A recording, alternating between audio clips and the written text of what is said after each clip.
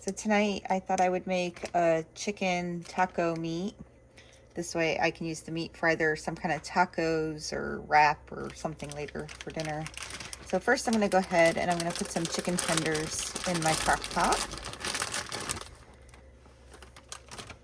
And then I'm going to flavor it with some taco seasoning mix.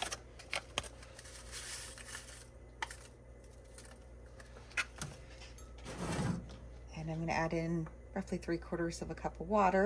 And then I'm going to stir that together and let it slow cook on a low heat for roughly 6 hours. This way later this evening I can go ahead and easily shred that up for either tacos or a wrap or whatever I feel like using it for. My chicken has been in the crock pot for at least 6 hours now. I seasoned it with a taco seasoning. So now I'm just going to take a look, see if it's done. It should be able to be shredded with just a fork, and oh yes, look at that. If I just go ahead and mix that up, I can shred this all up with the fork.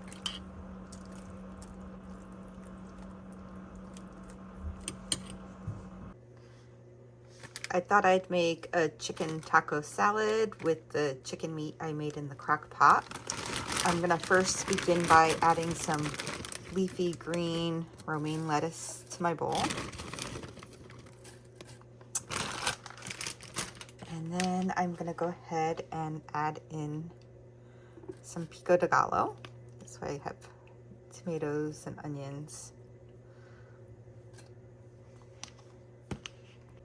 And now for some Mexican four cheese.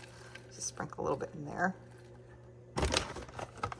I like to put the cheese underneath my meat because when you add the nice warm meat, it'll help melt the cheese a little bit.